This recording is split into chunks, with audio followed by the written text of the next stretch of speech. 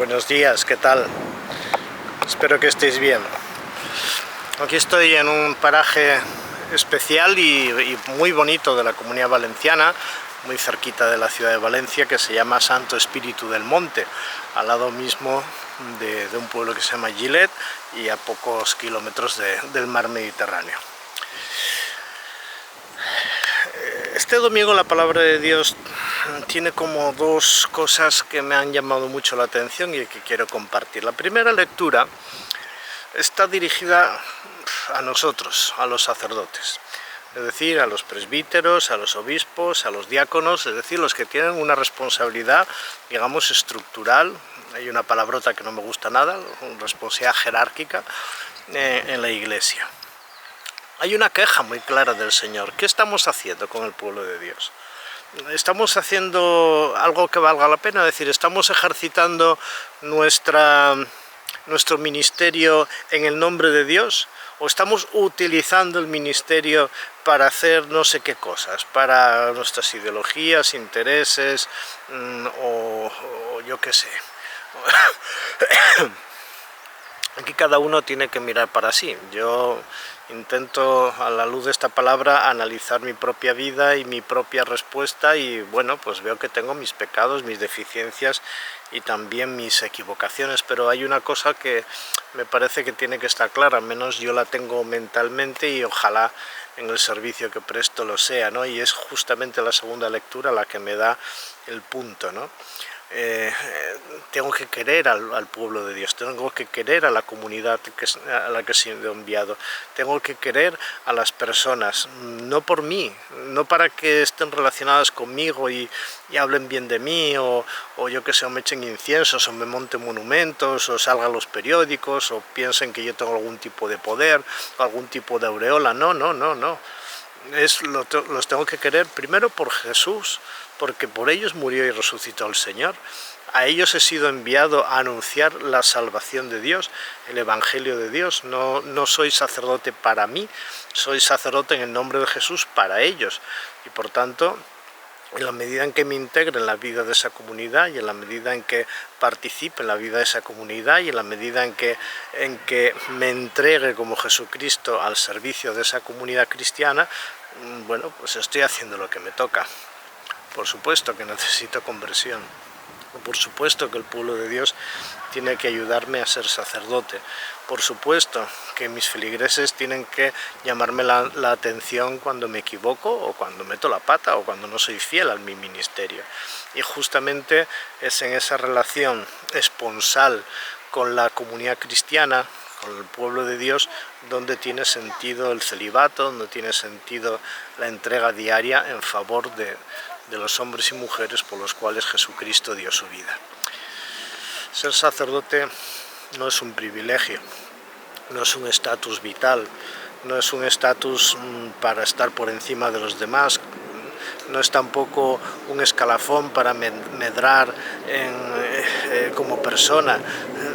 Quien busque en el sacerdocio pues sus intereses económicos, sus intereses estatutarios, la poltrona, por resumir, pues está equivocando el camino. Ese es el lugar. Fijaros en la primera lectura y veréis la gran reprimenda y el gran reproche que Dios lanza sobre este modo de entender el sacerdocio, sobre este modo de entender el servicio al pueblo de Dios.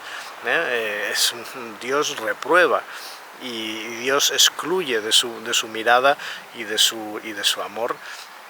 Acabo de decir un disparate, pero bueno, entended lo que quiero decir. Excluye a esas personas de su interés. ¿Por qué? Porque no están haciendo lo que toca. El Señor me ha confiado su palabra, me ha confiado su misterio, pero no para mí, porque yo en fin y al cabo soy un ser humano y también necesito salvación, y también estoy necesitado de la palabra de Dios, y también estoy necesitado de su Espíritu, y estoy necesitado de perdón, de reconciliación. El don que se me ha dado para servir al pueblo de Dios, y por tanto haremos muy mal como sacerdotes si andamos mirándonos al ombligo y si andamos en cazas de brujas, que por desgracia últimamente están a la orden del día. Hoy día ser sacerdote es la cosa más difícil del mundo, es uno de los oficios con más riesgo, no solamente porque, bueno, corremos el riesgo, ya voy al Evangelio, de usurpar el trono de Dios, de usurpar el lugar de Jesucristo en la Iglesia, que ese es el gran error de siempre y la gran tentación de siempre, sino porque también en este momento de oscuridad que vive la Iglesia y de oscuridad que vive nuestra sociedad, estamos señalados con el dedo y viene a decírsenos que por el hecho de ser sacerdotes pues ya somos poco menos que delincuentes en potencia, abusadores en potencia, violadores en potencia. Y por desgracia, y lo digo con toda la tristeza, pero también con toda rotundidad, no tenemos defensa, nadie nos defiende, no nos defiende la misma Iglesia, no nos defienden los obispos, no nos defiende las estructuras. Es más, a un sacerdote se le acusa y queda acusado para toda su vida y queda marcado para toda su vida, y eso pues es algo que hoy día pues está poniendo en tela de juicio qué estamos haciendo en nuestra Iglesia, qué estamos viviendo en nuestra Iglesia y cómo estamos haciendo las cosas, que hacemos una presunción de culpabilidad sobre aquellos que están llamados a servir al pueblo de Dios de forma incondicional. Y la inmensa mayoría dedican su vida al Evangelio, la inmensa mayoría lleva una vida sencilla, una vida de entrega total, olvidados de sí mismo, muchos sin recursos, la mayoría pues muy alejados de sus familias y muy alejados de los lugares de comodidad.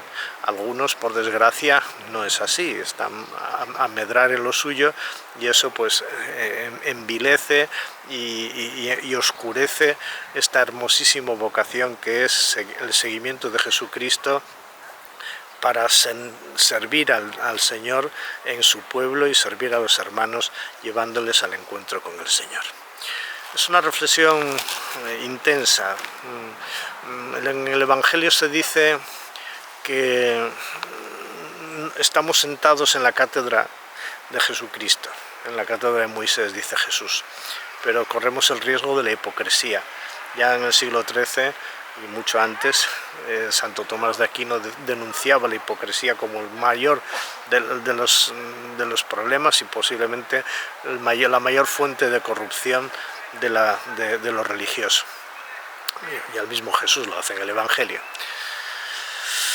No podemos sustituir a Jesús, no podemos utilizar la cátedra del Señor para nuestros intereses y cuitas personales. Y va siendo hora de que nos demos cuenta de que tal vez en este momento el Espíritu Santo esté sacudiendo fuertemente los cimientos de la Iglesia. Los momentos de oscuridad, la noche oscura, son momentos de gracia, lo dice la misma palabra de Dios, ¿no?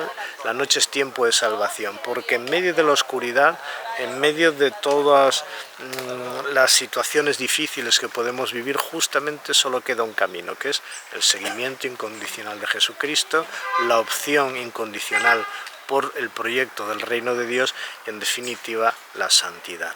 Y esta llamada es para todo hombre y mujer, para todos los bautizados, pero específicamente para aquellos que de una forma u otra hemos sido llamados a desempeñar en la Iglesia este servicio de ponernos al alcance de todos para llevar a Jesucristo a todos. Y es importante esta expresión, estamos al servicio de Dios y al servicio de su Iglesia. Somos los últimos de la Iglesia, estamos más abajo incluso que los más abandonados de la Iglesia. Y por desgracia, pues no siempre se nos ayuda, se nos acompaña como personas, y no siempre los criterios pastorales y evangélicos son los que rigen el acompañamiento necesario que nosotros como sacerdotes necesitamos para poder desempeñar nuestra misión. Tengo que decir que en estos momentos hay muchos sacerdotes que están sufriendo y sufren mucho. Yo no digo que no haya algunos culpables, ¿de acuerdo? Pero incluso los culpables necesitan misericordia y necesitan sobre todo compasión y necesitan que se les ayude a sanar sus heridas. Pero aquellos que han sido acusados falsamente, aquellos que se les ha puesto en la picota, aquellos para los que no ha habido misericordia de ningún tipo, pido que el Señor les fortalezca. Muchos están dando un testimonio de fe impresionante y muchos están dando un testimonio de paciencia impresionante. Desde luego han sabido abrazarse al crucificado. Pero es bueno que el pueblo de Dios reflexione y es bueno que nuestros prelados reflexionen. ¿Qué estamos haciendo en la Iglesia? ¿Cómo estamos haciendo las cosas? Que no estamos anunciando el Evangelio, sino que nos anunciamos a nosotros mismos, y lo que defendemos son estructuras que en el fondo quieren ser condescendientes con el mundo. Lo que tenemos que hacer es volver a la mirada a Jesucristo y de forma incansable insistir en que el único camino de la Iglesia es el seguimiento fiel de Jesucristo, es obedecer a Dios antes que al mundo, obedecer a Dios antes que a cualquier otra cosa. Rezad por nosotros para que seamos ministros válidos del Evangelio, para que seamos fieles a lo que el Señor y la Iglesia nos ha confiado, y para que no caigamos en la tentación de buscarnos a nosotros mismos, de huir de las dificultades para no decir la verdad y de vivir una vida mediocre que en definitiva se traduce en un servicio mediocre a la comunidad cristiana. Nuestro ministerio debe ser martirial, e incluso hasta dar la vida, hasta el extremo, hasta ese extremo. Bueno, rezad por nosotros para que tengamos fortaleza. Y rezad por aquellos que se sienten abandonados, se sienten solos y se sienten a veces maltratados por la propia Iglesia, donde a veces hay una caza de brujas que impide ver con claridad que un sacerdote no es un enemigo público, sino que es ante todo un servidor del Evangelio. Desde este lugar de paz y de soledad, desde este lugar de plegaria, desde este lugar de naturaleza, donde todo remite a lo esencial de la raíz viva de Jesucristo que está inserta en nuestra historia, os bendigo y os pido para mí y para todos los sacerdotes una oración. En el nombre del Padre, del Hijo y del Espíritu Santo. Amén.